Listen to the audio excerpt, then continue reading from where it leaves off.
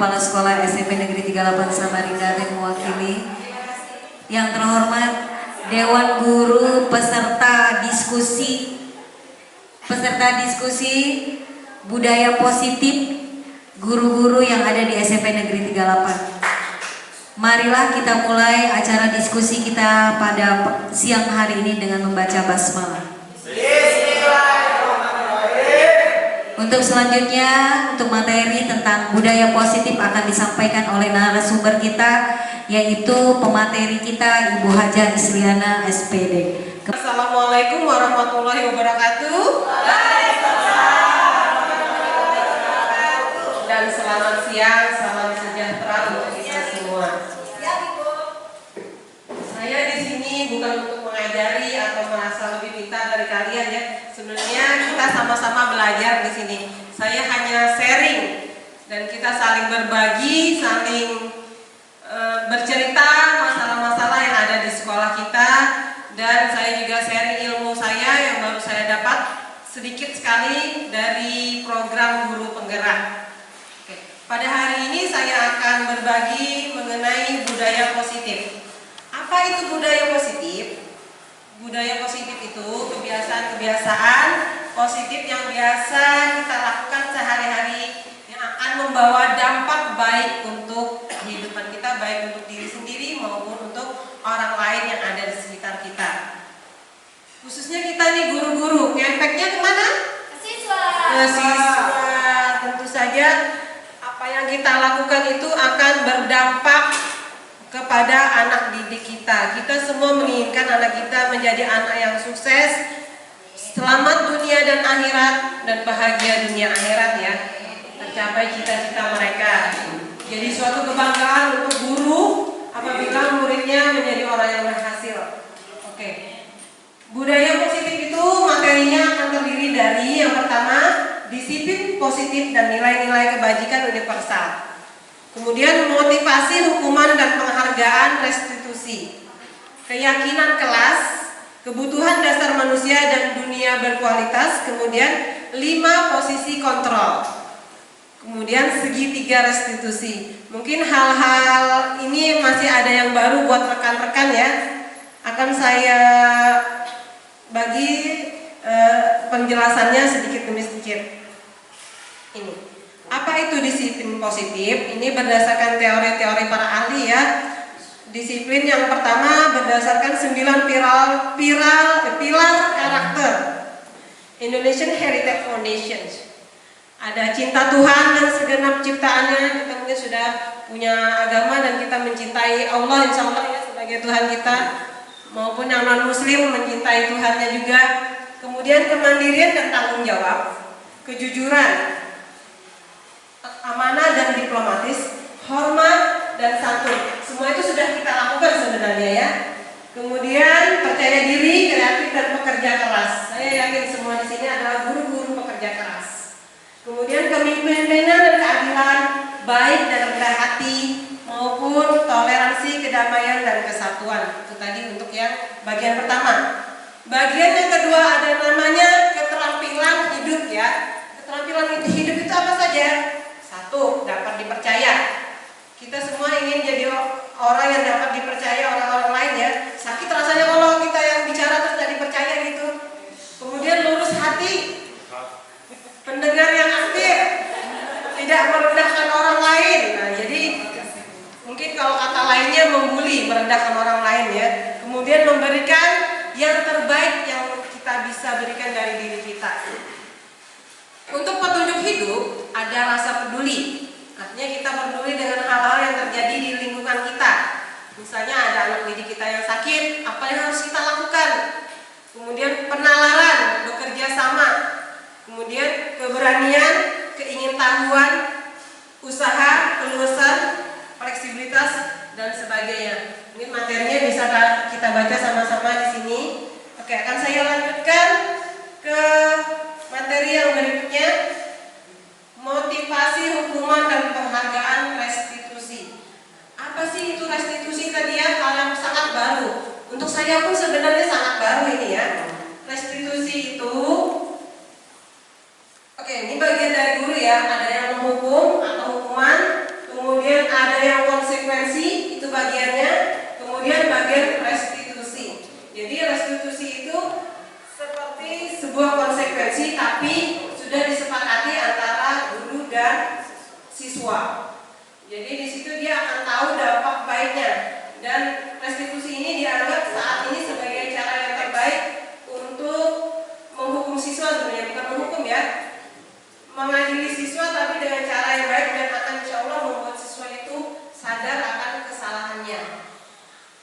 di sini. Mungkin materinya lebih detail bisa dibaca nanti kalau saya bagikan. Nah ini yang tadi ya, keyakinan kelas. Keyakinan kelas ini kembali kepada diri kita masing-masing. Apa yang kita anggap baik dan tidak baik menurut ajaran agama kita, menurut tata aturan moral bangsa kita ya. Nah di situ. Contohnya di sini tugas guru. Guru tugasnya mengajar. Pasti kita semua mengajar ya. Kemudian mendidik, menjawab pertanyaan, memberi nilai, mengatur kelas, menegakkan peraturan kelas atau sekolah, kemudian menjalankan keyakinan kelas. Contohnya tugas murid. Murid itu belajar, mencoba, menghasilkan yang terbaik dari diri, bertanya jika tidak paham, kemudian mengikuti peraturan, menjalankan keyakinan kelas. Oke, untuk mungkin sebagai ibu-ibu wali kelas, bapak ibu wali kelas nanti bisa dibuat keyakinan kelas ya. Itu artinya kesepakatan aturan antara guru dan siswa. Apa yang akan kita lakukan di dalam kelas sesuai dengan moral kita ya. Apa yang dianggap norma-norma baik di antara kita. Kemudian mendengarkan, memeriksa tugas kembali. Itu adalah bagian-bagian dari tugasnya murid. Nah, nanti di akhir acara ini saya minta teman-teman untuk merefleksi diri masing-masing. Apa yang menjadi tugas kita sebagai guru menurut Bapak Ibu semua. Nanti saya akan bagikan ini apa namanya? Sticky note dan kertas plano. Nanti setiap guru akan menjawab tugasnya apa dan yang bukan tugas guru apa. Mungkin satu orang bisa 2 sticky note ya. Dan nanti akan saya bagi per kelompok. Kita akan bagi 3 kelompok saja ya. Ya, kan kita bagi 3 kelompok dan setiap kelompok nanti akan bekerja sama, berkolaborasi, mencari apa yang menjadi tugas kita sebagai guru yang baik dan yang bukan tugas kita. Oke, untuk murid, yang ini yang di bawah ini ada kesalahan, harusnya murid ya, bukan guru. Saya lanjutkan. Ini tadi keyakinan kelas ya. Yang keyakinan kelas ini saya lakukan dengan anak didik saya tadi. Ini ada hormat, ada bekerja, ada rasa diterima dan dimiliki.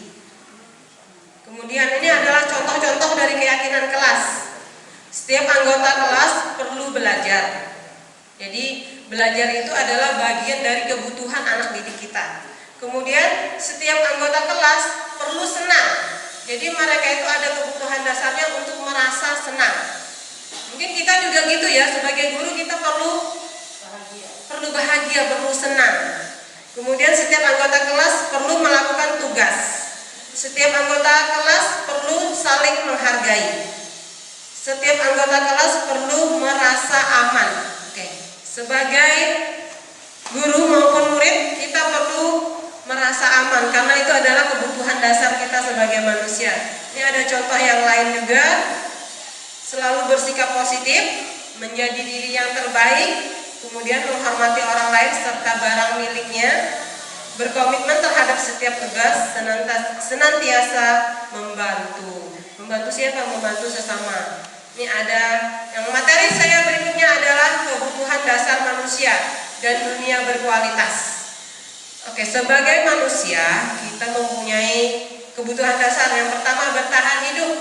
Bertahan hidup itu terdiri dari sandang, pangan, dan papan kita. Artinya manusia itu perlu sandang, pakaian ya, pakaian yang menutupi aurat kita. Kalau untuk muslim sudah ada aturannya. Kemudian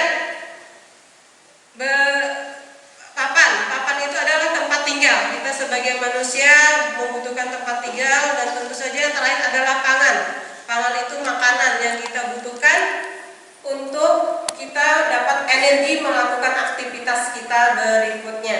Kemudian lagi kebutuhan kasih sayang. Butuh kasih sayang tidak ibu-ibu? Butuh kasih sayang semua ya. Sama juga saya juga butuh kasih sayang. Oke, kita semua butuh rasa kasih sayang dan rasa diterima. Jadi diterima oleh seseorang kita apa adanya, tidak mengadang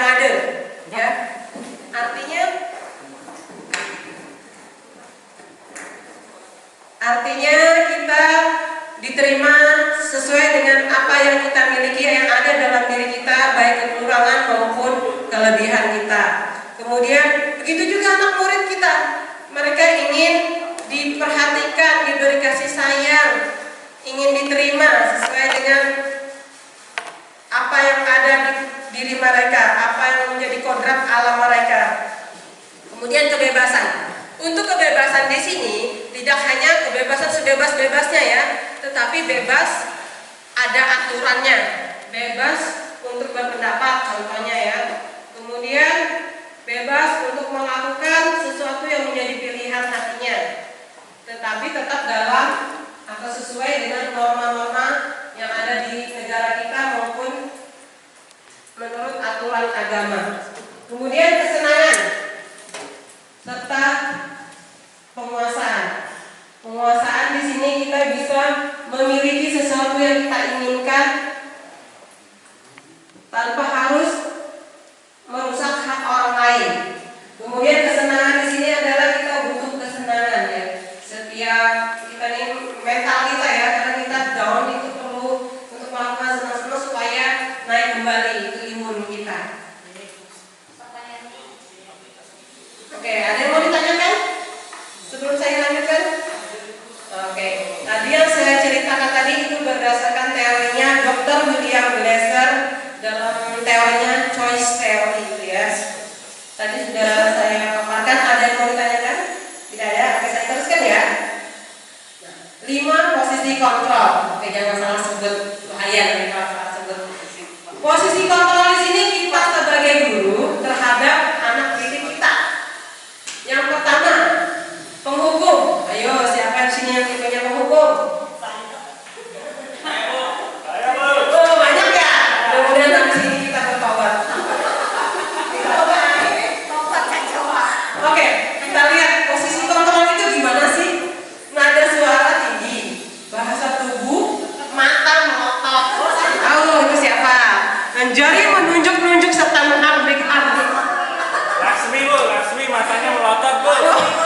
Oh, Laksmi. Habis ini Laksmi harus ada ya, Bu Laksmi ya. Apalagi kalau sedang menari, Bu Laksmi melotot-lotot ya.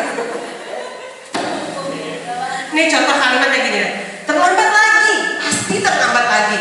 Selalu datang terlambat. Kapan bisa datang tepat waktu?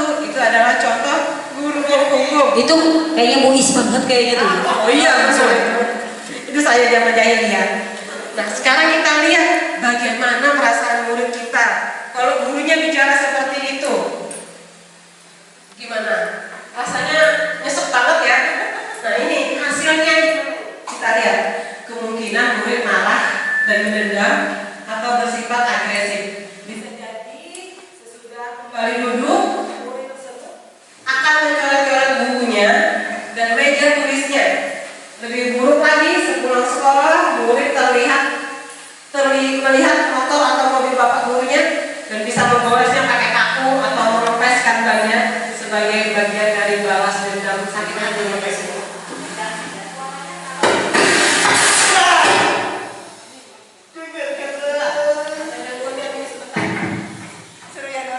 Yang kedua, guru sebagai pembuat merasa bersalah. Ini guru yang suka malas-malasin, kayaknya saya ini ya. Saya mau gitu ya, Pak Yanuar ya ternyata lagunya selama ini ya. Nada suaranya melas, halus, sedih, bahasa tubuhnya merapat pada anak-anak. Sambil ngelus-ngelus ini, contohnya ya.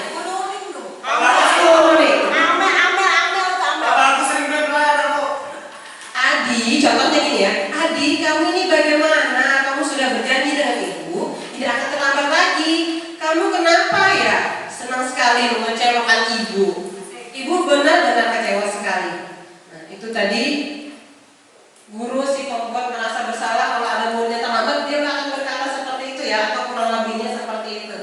Nah, itu dampaknya sama murid. Murid akan merasa bersalah. Dan kalau muridnya sadar tadi ya.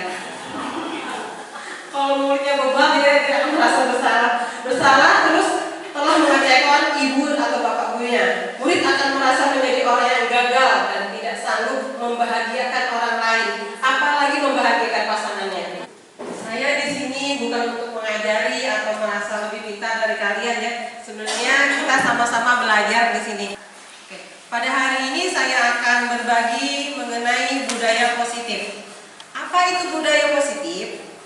Budaya positif itu kebiasaan-kebiasaan positif yang biasa kita lakukan sehari-hari yang akan membawa dampak baik untuk kehidupan kita, baik untuk diri sendiri maupun untuk orang lain yang ada di sekitar kita. Khususnya kita nih guru-guru, ngefeknya kemana? Ke siswa. Tentu saja apa yang kita lakukan itu akan berdampak kepada anak didik kita. Kita semua menginginkan anak kita menjadi anak yang sukses, selamat dunia dan akhirat, dan bahagia dunia akhirat ya. Tercapai cita-cita mereka. Jadi suatu kebanggaan untuk guru apabila muridnya menjadi orang yang berhasil. Oke. Budaya positif itu materinya akan terdiri dari yang pertama, disiplin positif dan nilai-nilai kebajikan universal. Kemudian motivasi, hukuman dan penghargaan, restitusi. Keyakinan kelas, kebutuhan dasar manusia dan dunia berkualitas. Kemudian 5 posisi kontrol. Kemudian segitiga restitusi. Mungkin hal-hal ini masih ada yang baru buat rekan-rekan ya. Akan saya bagi penjelasannya sedikit demi sedikit. Ini. Apa itu disiplin positif? Ini berdasarkan teori-teori para ahli ya.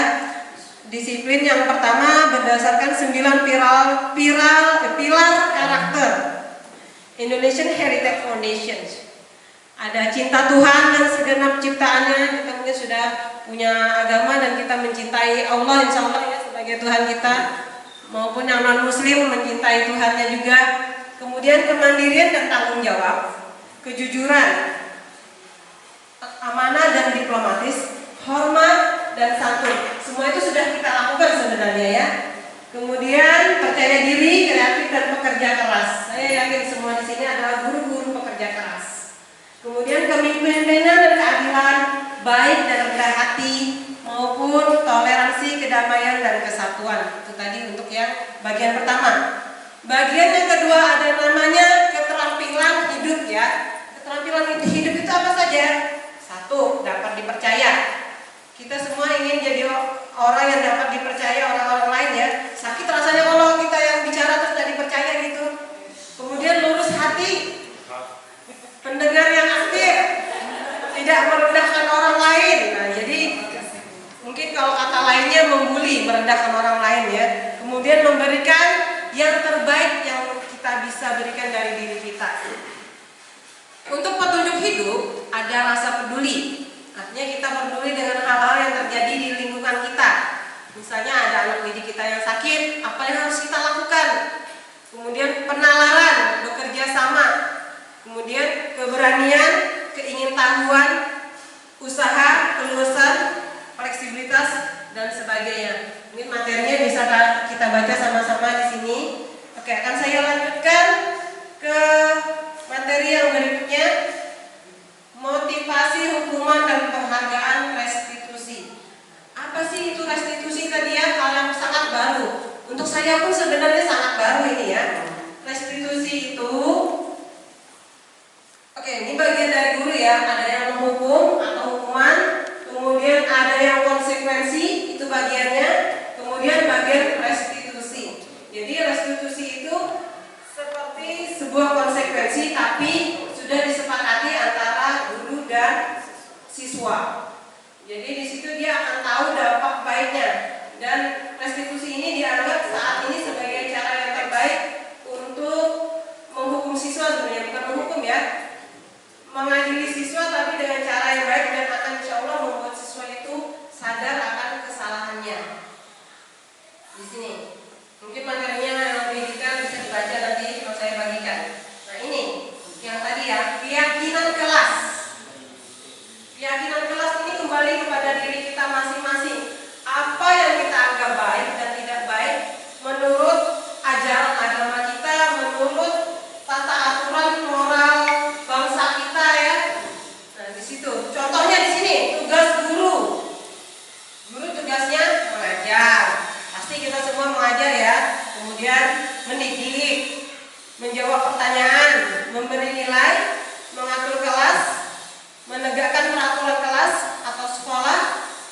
kemudian menjalankan keyakinan kelas.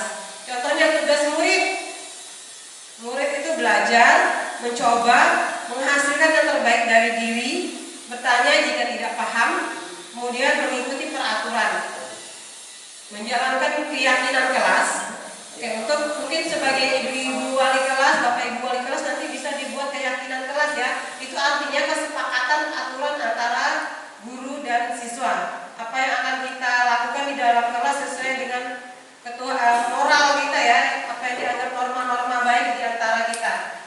Kemudian mendengarkan, memeriksa tugas kembali. Itu adalah bagian-bagian dari tugasnya murid. Nah, nanti di akhir acara ini saya minta teman-teman untuk merefleksi diri masing-masing. Apa yang menjadi tugas kita sebagai guru menurut Bapak Ibu semua. Nanti saya akan bagikan ini apa namanya ini? Sticky note dan kertas plano. Nanti setiap guru akan menjawab tugasnya apa dan yang bukan tugas guru apa. Mungkin satu orang bisa 2 sticky note ya. Dan nanti akan saya bagi per kelompok. Kita akan bagi 3 kelompok saja ya.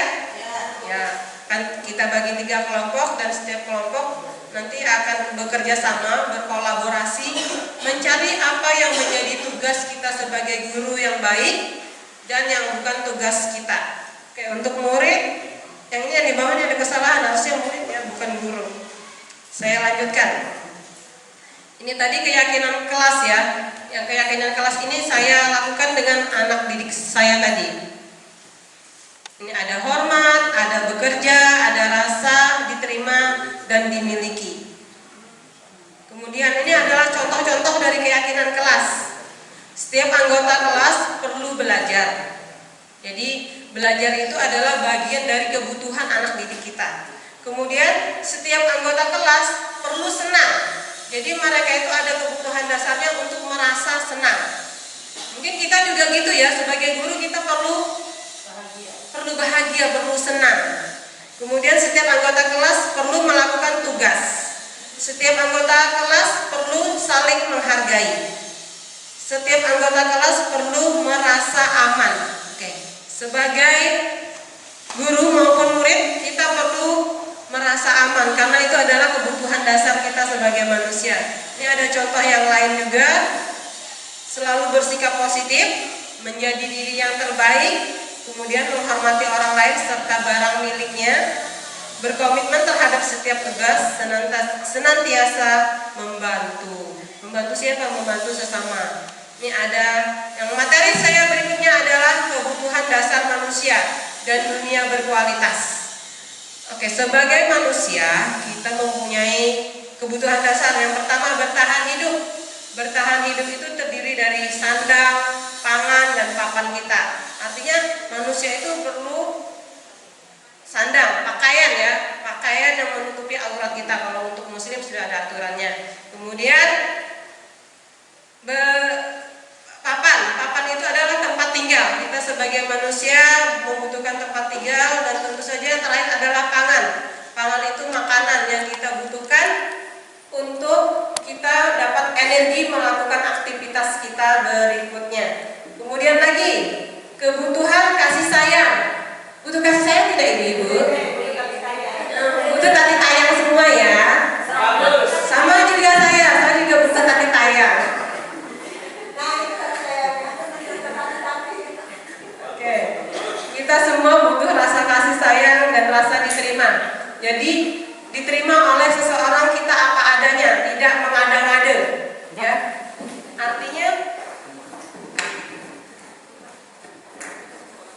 Artinya kita diterima sesuai dengan apa yang kita miliki, yang ada dalam diri kita, baik kekurangan maupun kelebihan kita. Kemudian begitu juga anak murid kita, mereka ingin diperhatikan, diberi kasih sayang, ingin diterima sesuai dengan apa yang ada di diri mereka, apa yang menjadi kodrat alam mereka. Kemudian kebebasan. Untuk kebebasan di sini tidak hanya kebebasan sebebas-bebasnya ya, tetapi bebas ada aturannya. bebas untuk berpendapat contohnya ya. Kemudian bebas untuk melakukan sesuatu yang menjadi pilihan hatinya, tetapi tetap dalam atau sesuai dengan norma-norma yang ada di negara kita maupun menurut aturan agama. Kemudian kesenangan serta penguasaan. Penguasaan di sini kita bisa memiliki sesuatu yang kita inginkan tanpa harus merusak hak orang lain. Kemudian kesenangan di sini adalah kita butuh kesenangan ya. Setiap kita nih mental kita ya, karena kita down itu perlu untuk melakukan senang-senang supaya naik kembali itu imun kita. Oke, ada yang mau ditanyakan sebelum saya lanjutkan? Oke, tadi yang saya ceritakan tadi itu berdasarkan teorinya Dr. William Glasser dalam teorinya choice theory itu ya. Tadi sudah saya paparkan. Ada yang mau ditanyakan? Tidak ada? Oke, saya teruskan ya. 5 posisi kontrol. Oke, jangan salah sebut, bahaya nanti kalau salah sebut. Posisi kontrol di sini kita sebagai guru terhadap anak didik kita. Yang pertama, posisi kontrol di sini kita sebagai guru terhadap anak didik kita. Yang pertama, penghukum. Ayo, siapa di sini yang tipenya penghukum? Oh, banyak ya. Mudah-mudahan habis ini kita bertobat. Oke, kita lihat posisi kontrol itu gimana sih? Nada suara tinggi, bahasa tubuh, mata melotot. Oh, itu siapa?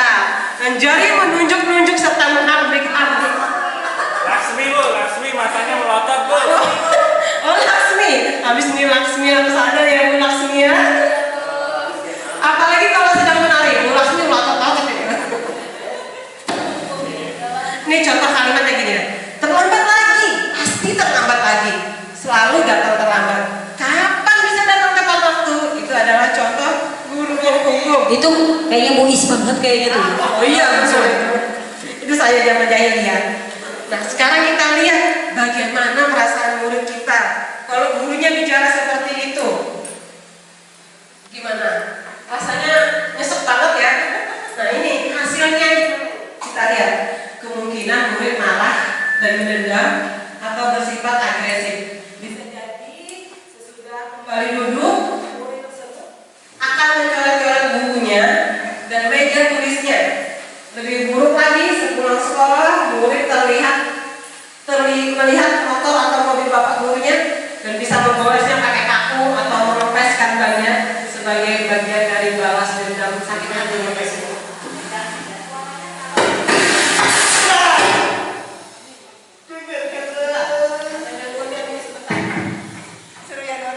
Yang kedua, guru sebagai pembuat merasa bersalah. Ini guru yang suka malas-malasin, kayaknya saya ini ya. Saya mau gitu ya, Pak Yanuar ya ternyata pelakunya selama ini ya. Nada suaranya melas, halus, sedih, bahasa tubuhnya merapat pada anak-anak. Sambil ngelus-ngelus ini. Contohnya nih.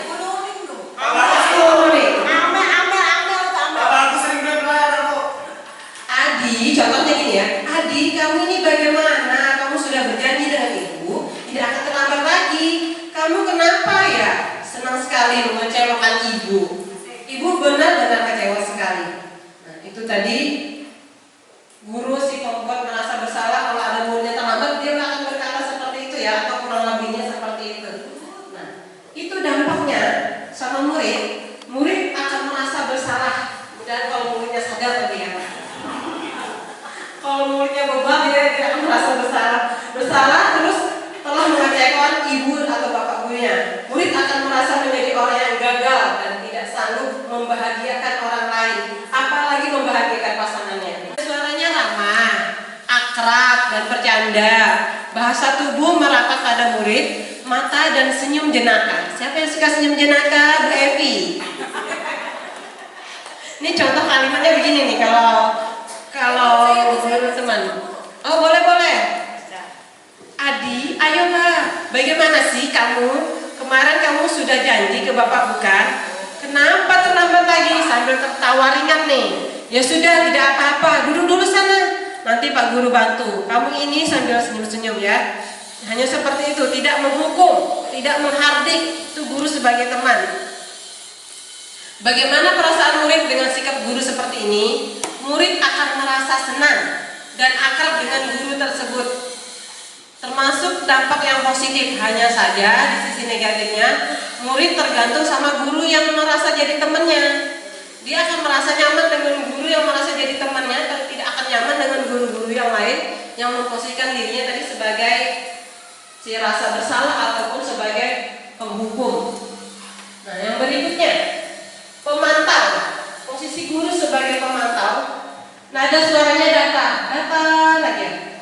Kemudian bahasa tubuhnya formal. Contohnya, Adi, tahukah kamu jam berapa kita memulai?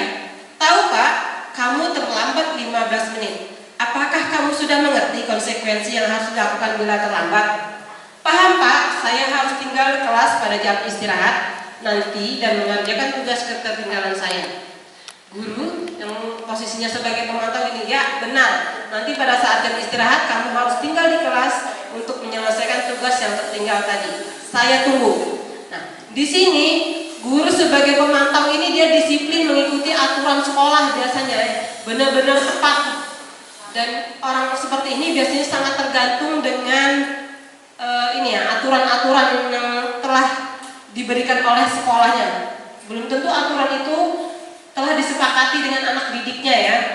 Kemudian hasilnya dari murid seperti ini apa? Kita lihat, murid memahami konsekuensi yang harus dijalankan karena telah melanggar salah satu peraturan sekolah. Guru tidak menunjukkan suatu emosi yang berlebihan, jadi datang aja dia. Kemudian menjadi marah atau membuat merasa berbuat salah terhadap muridnya tidak membuat merasa bersalah ya. Murid tetap dibuat tidak nyaman, yaitu harus tinggal di kelas pada waktu jam istirahat dan mengerjakan tugas. Guru tetap harus memantau murid pada saat mengerjakan tugas di jam istirahat. Hanya melelahkan guru ya, guru juga butuh istirahat sebenarnya. Kemudian murid tidak ditinggal seorang diri, karena namanya juga memantau selalu, semacam satpam. Jadi kita selalu mengawasi apapun jadi apa yang dilakukan oleh murid kita. Nah, sekarang yang terakhir di posisi manajer, yang ini dianggap sebagai posisi paling ideal. Di mana posisi ini guru berbuat sesuatu bersama dengan muridnya, mempersilahkan murid bertanggung jawab perilakunya, mendukung murid agar dapat menemukan solusi atas permasalahannya sendiri. Seorang manajer telah memiliki keterampilan di posisi teman maupun pemantau, dan dengan demikian jadi bila sewaktu-waktu kembali kepada posisi tersebut diperlukan. Jadi bisa kembali ke posisi teman, bisa jadi ke posisi pemantau, tapi tetap pada koridor sebagai posisi manajer. Kemudian dia mengacu pada segitiga restitusi. Nanti akan saya sampaikan juga apa sih itu segitiga restitusi. Ini dampaknya murid akan merasa dihargai. Guru pun tidak perlu marah-marah, jadi tidak perlu naik tensinya ya. Kemudian atau menunjuk-nunjuk murid berkaca pinggang itu tidak perlu dilakukan pada posisi ini. Murid fokus memperbaiki kesalahannya dan mencari solusi untuk permasalahan yang telah dia lakukan. Bukan untuk membahagiakan guru atau orang lain ya, tapi fokus kepada diri si murid yang melakukan kesalahan itu, dia berusaha memperbaiki. Nah, apabila telah berhasil memperbaiki, akan ada rasa puas terhadap diri murid tersebut, dan mereka pun insya Allah akan menjadi sadar apa yang telah menjadi kesalahan mereka buat. Tentunya ini tetap perlu bimbingan guru ya, tapi gurunya membimbingnya tidak boleh sambil emosi jiwa. Harus dengan santai, nada suaranya pun harus ramah sama anak-anak. Kita sendiri pun harus belajar mengelola emosi kita.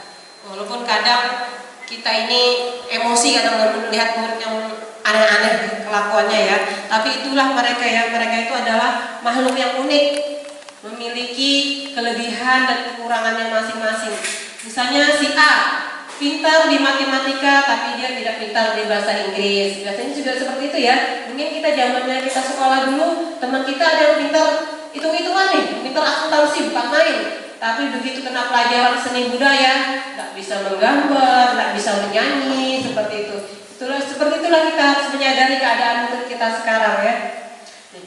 Kita masuk lagi ke materi berikutnya, yaitu segitiga restitusi. Apa sih itu? Segitiga restitusi ada menstabilkan identitas. Di sini contohnya setiap orang pasti pernah melakukan kesalahan. Kalimatnya seperti itu ya. Itu untuk menstabilkan emosi anak, sebenarnya kalimat seperti itu. Kamu bukan satu-satunya yang pernah melakukan ini, tapi nanti kita kasih kalimat tambahan. Itu yang disebut sebagai menstabilkan identitas. Kemudian validasi tindakan yang salah. Ini mengontrol tindakan mereka untuk mana yang salah, mana yang benar gitu ya. Kamu tentu punya alasan mengapa melakukan itu. Nah, dari situ biasanya kalau kita tanya anak yang bermasalah, mereka akan berterus terang mengapa mereka melakukan kesalahan tersebut. Kemudian, adakah cara yang lebih efektif untuk mendapatkan apa yang kamu butuhkan?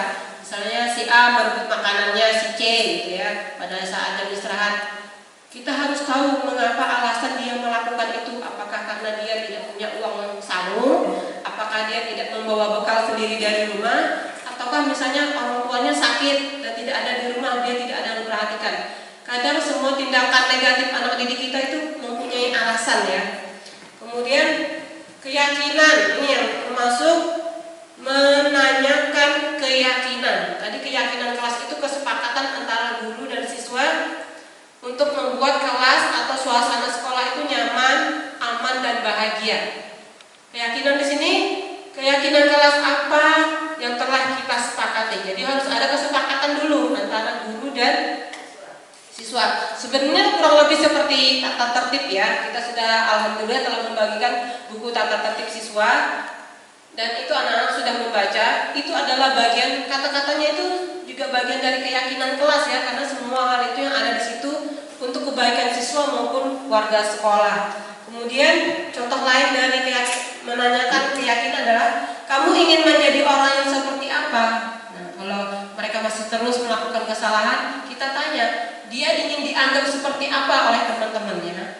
Atau dia ingin dirinya itu menjadi seperti orang seperti apa? Setiap orang selalu ingin menjadi orang baik ya. Nah, ini ada langkah-langkahnya. Yang pertama tadi menstabilkan identitas. Itu teori kontrolnya, kita semua akan melakukan hal terbaik yang bisa kita lakukan. Kemudian validasi tindakan yang salah. Semua perilaku memiliki alasan. Menanyakan keyakinan, kita semua memiliki motivasi internal, artinya motivasi dari diri anak didik itu sendiri. Oke, saya teruskan atau ingin bertanya silahkan. Tidak ada ya? Oke, mungkin itu saja dari saya. Terima kasih atas perhatiannya. Bila ada pertanyaan saya persilahkan. Bapak Ibu, wabillahi taufiq wal hidayah. Wassalamualaikum warahmatullahi wabarakatuh. Waalaikumsalam warahmatullahi wabarakatuh. Oke, terima kasih itu tadi pemaparan tentang budaya positif yang disampaikan oleh narasumber kita Ibu Haja Isliana SPD. Dari pemaparan materi yang beliau sampaikan, mungkin dari rekan-rekan guru ada yang perlu ditanyakan atau diperjelas dari materi-materi yang tadi disampaikan. Dari teman-teman tadi yang dari disampaikan oleh materi tadi, mungkin teman-teman rekan-rekan guru ada yang bertanya. Oke, dipersilakan kepada Ibu Erni Sam. Terima kasih waktunya. Tadi bisa selain yang tentang berteman, apa guru posisi kontrol. Iya, posisi kontrol. Guru bisa berteman dengan siswa. Yang jadi permasalahan sekarang, jika kita memberikan peluang ke siswa berteman, itu biasa menunjang. Nah, terus bagaimana menghukumnya? Kita kadang tidak menghukum, siswa juga menunjang. Nah, batasan menghukum dan berteman antara guru dan siswa itu mungkin bisa diperjelas lagi. Terima kasih. Ibu Ernisa akan saya kumpulkan dulu ya, nanti kita lanjut terima kasih. Ada ini yang saya tanyakan. Mungkin pertanyaan ini sama juga dengan Bu Elisa, karena memang kita sebagai guru ini pengen tahu posisi kita guru sebagai di mana cek kontrol, kontrol dalam posisi guru kita itu di mana posisi kita yang lebih tepat. Tadi di sini dijelaskan posisi manajer itu posisi yang sangat ideal antara posisi yang pengarah yang dengan marah-marah, kan? Ada yang memposisikan sebagai teman, ada yang memposisikan sebagai pemantau, dan ada yang memposisikan membuat siswa itu menjadi bersalah. Yang saya kan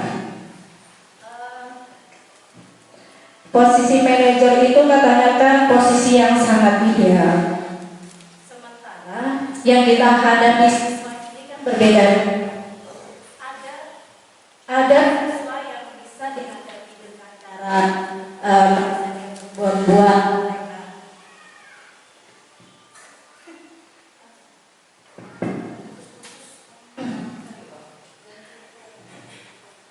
siswa ini sifat dan karakternya berbeda-beda, di mana yang lebih tepat kita menghadapi siswa. Ada yang siswa bisa disampaikan dengan lembut, ada juga yang dengan keras. Misalnya kalau dengan lembut dia dimakannya lah istilahnya kita gitu. Tapi ada yang dengan keras dia dengan menjadi lebih takut. Jadi sebenarnya posisi yang ideal itu kita nggak, menurut saya agak susah kita memposisikan kita di mana yang lebih baik. Tapi kayaknya lebih tepat siswa yang kita hadapi ini yang bagaimana. Kalau misalnya siswa itu bisa kita menyebar pelan, mungkin bisa memposisikan kita dia menjadi teman, posisi kita sebagai teman. Tapi ada juga anak yang nggak bisa diposisikan harus keras. Mungkin seperti Bu Hermin yang menghadapi siswa itu, ini cocok ini kalau Bu Hermin yang menghadapi, itu lebih takut. Jadi sebenarnya itu bagaimana kita menghadapi siswa itu, apa kita harus memposisikan kita memang sebagai manajer yang sebagai posisi yang ideal, apa kita harus posisi kelima ini dilihat dari siswanya. Nah itu yang saya ingin tanyakan, apa memang kita harus sebagai manajer, apa kita harus lihat siswanya, bagi siswa ini kalau menjadi posisi kita di mana. Jadi nggak mesti kita harus jadi manajer, apakah begitu? Nah itu yang saya tanyakan. Terima kasih. Oke, terima kasih tadi pertanyaan dari Ibu Dori. Selanjutnya pertanyaan terakhir, kita kasih kesempatan kepada Ibu Laksmi untuk menanyakan ke narasumber kita. Kepada Ibu Laksmi, kami persilakan. Baik, terima kasih atas kesempatan yang diberikan kepada saya. Mungkin dari tadi pertanyaannya ini kan posisinya kita sebagai guru semua ya Bu ya. Kalau saya ini lebih menekankan bagaimanakah cara kita sebagai guru untuk menyiapkan siswa agar nantinya perilaku positif yang kita berikan kepada siswa ini bisa dibalas dengan perilaku positif juga oleh siswa. Karena tidak memungkiri ada kan karakteristik siswa yang dikatakan oleh Ibu Dori tadi, ketika diberikan perilaku positif tidak selamanya dia akan bisa membalas perilaku positif. Oke, terima kasih kepada tadi rekan-rekan tanya. Ada 3 pertanyaan Ibu. Jadi tadi ada dari Ibu Ernisam, bagaimana batasan teman dan penghukum itu bagaimana Ibu? Terus dari Ibu Dori, bagaimana sih idealnya posisi manajer, sementara di lapangan itu karakter sama sifat anak-anak itu beda. Ya, terus tadi dari Ibu Laksmi, bagaimana sih cara guru berperilaku positif dibalas biar perilaku positif juga? Mungkin kami persilahkan. Saya akan mencoba menjawab ketiga pertanyaan tadi ya. Mungkin ada tambahan-tambahan dari teman juga boleh. Berdasarkan pengalaman kita, mungkin yang lebih lama mengajar punya pengalaman-pengalaman yang lebih banyak dibanding kami yang baru mengajar ini. Kemudian untuk yang pertama, batasan teman dan batasan guru sebagai penghukum ya. Kita ini bisa memposisikan jadi apapun sebenarnya. Dan posisi itu tidak semuanya salah ya. Terkadang kita harus menghadapi murid yang keras kepala dan mungkin di rumah dibiasakan berbicara kasar atau terbiasa dengan hukuman pukulan, hukuman fisik, hukuman mental dari orang tuanya. Itu lebih sulit kalau kita kalem-kalemin sebenarnya ya.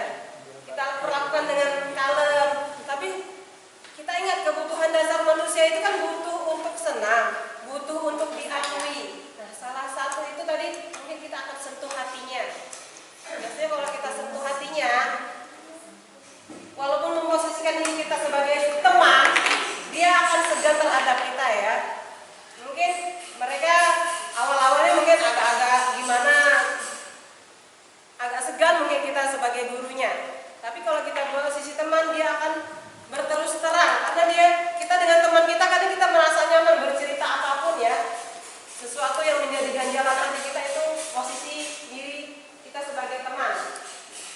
Kalau sebagai penghukum tadi bisa juga dilakukan untuk anak-anak yang karakternya memang sudah keras dari sananya. Tetapi ada batasannya, mungkin diposisikan lebih cocok ke pemantau ya. Berarti kalau di penghukum itu kan kita spontanitas melakukan hukuman tanpa ada kesepakatan sebelumnya atau tidak sesuai dengan aturan sekolah, itu namanya posisi penghukum. Kalau kita posisi pemantau tadi, kita sudah ada kesepakatan antara anak didik kita dengan murid kita, dengan guru. Artinya dengan guru-guru ini sudah ada kesepakatan. Itu kita bisa jadikan posisi kita sebagai pemantau. Mungkin ada tambahan dari teman-teman yang lebih berpengalaman? Ibu Yas bisa menambahkan? Atau Ibu Nuning? Pertanyaan kedua, manajer itu adalah posisi yang ideal tadi ya. Tapi di lapangannya kita suka menghadapi murid, mungkin sekali kita mengatasi permasalahan yang mereka lakukan sebagai seorang manajer ya, memposisikan kita sebagai manajer. Apabila kan permasalahan itu dari siswa ditangani oleh wali kelas dulu, seperti itu kan prosedurnya ya di kesiswaan. Kemudian apabila mental nih ke gurunya nih sudah mengatasi mereka dengan cara yang baik, memposisikan diri wali kelas itu sebagai manajer, tetapi anak masih saja mengulangi, kita akan mengkonsultasikannya kepada kesiswaan atau BK. Nah, dari BK ini akan dikontrol. Biasanya pengontrolannya ini tidak cukup 1 atau 2 hari ya. Perilaku mereka biasanya ada semacam kuesioner, ada semacam perjanjian. Kamu hari ini harus bisa melakukan ini hari kedua, hari ketiga, seperti itu. Itu tadi apabila murid kita yang kondisinya tidak bisa diperbaiki secara singkat, tapi harus membutuhkan waktu. Jadi intinya adalah kita harus sabar dalam menghadapi murid yang karakternya mungkin berbeda-beda itu tadi ya. Kemudian apabila kita masih mentok kita ya, biasanya kita puncaknya adalah pemanggilan orang tua. Nah, kita kerjasama dengan orang tua tadi, berkolaborasi untuk memperbaiki akhlak anak ini tadi ya, karakter dari anak didik kita ini. Mungkin permasalahannya ada di rumah kita, mungkin kita di sekolah sudah memperlakukan dia dengan baik, memanusiakan dia, teman-temannya pun memperlakukan dia dengan baik, tetapi kenapa dia masih ada masalah? Berarti kita akan mencari tahu sebabnya dan mencoba mencari solusi bersama orang tua, kesiswaan, guru BK maupun guru wali kelasnya. Mungkin itu saja untuk yang pertanyaan kedua. Kemudian cara guru berperilaku positif yang Cara menyiapkan siswa agar bisa membalas perilaku positif. cara menyiapkan siswa agar bisa membalas perilaku positif kita sebagai guru. Oke, anak-anak itu adalah peniru yang sangat baik. Ya, kita nggak usah jauh-jauh, anak kita aja. Bagaimana kita memperlakukan mungkin sifatnya nggak jauh-jauh beda dari kita, ya kan? Kalau misalnya orang tuanya hobi bentak-bentak, pasti anaknya juga hobi bentak-bentak. Kalau orang tuanya lemah lembut seperti Mas Dahlia, pasti anaknya juga lemah lembut, sopan dengan orang. Karena gurunya ya semacam Bu Erni juga yang bukan main, sopan, lemah lembut di sini, itu akan menjadi contoh yang baik. Ya. Dan itu tadi ada namanya keyakinan kelas yang telah kita sepakati. Di situ akan kita tuangkan hal-hal yang baik. Misalnya kita harus bersikap sopan, santun, dan peduli dengan orang di sekitar kita. Itu tadi adalah kesepakatan bersama ya. Jadi anak akan tertancap di hatinya, di kepalanya, di pemikiran mereka. Salah satu menjadi orang baik adalah bersikap santun tadi. Ya, kita sebagai guru memulai dari diri kita bisa memberi contoh yang baik juga dulu, memberi contoh bertindak yang positif. Contohnya kita adalah ibu-ibu yang bekerja keras, bapak-bapak yang bekerja keras ya di sini ya. Mungkin itu akan dilihat oleh anak didik kita. Ibu guruku sampai sore belum pulang, masih menyiapkan materi buat besok. Luar biasa. Besok atau kelak nanti suatu hari apabila aku menjadi pekerja, saya ingin menjadi pekerja seperti guruku. Mungkin seperti itu. Oke, kita berikutnya mau refleksi ya. bagikan kertas plano dan silakan Bapak Ibu menjawab di kertas plano tersebut apa yang menjadi tugas guru dan bukan tugas guru. Ya dong, suka warna apa? Disuruh ngapain ini? Ayo mari kita berkelompok. Masuk kelompok ya. Ini ada. Bawahnya setting ya. Ajar tadi.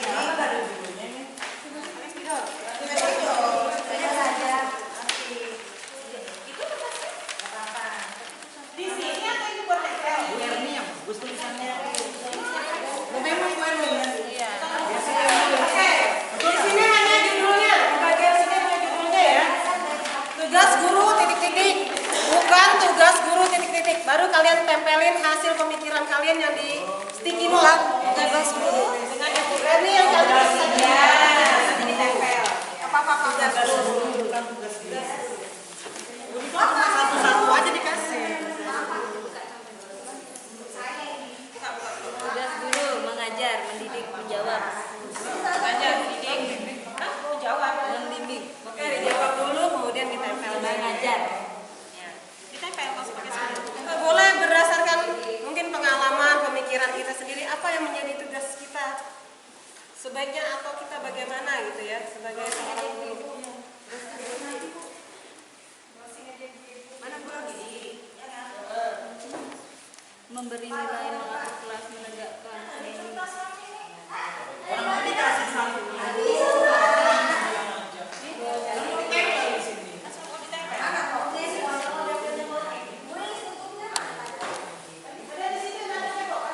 Yang bukan tugas guru. Memberi contoh dulu.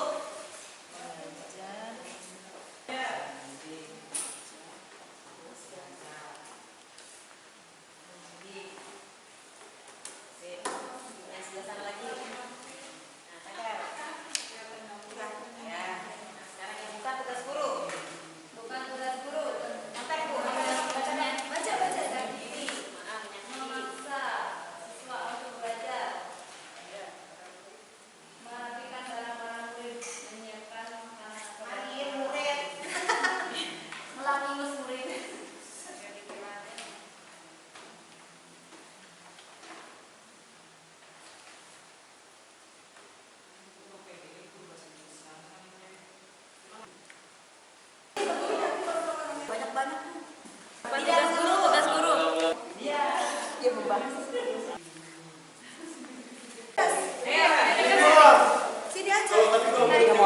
Kami dari kelompok 1 akan mempresentasikan apa tugas guru dan yang mana yang bukan tugas orang guru. Saya Mulia.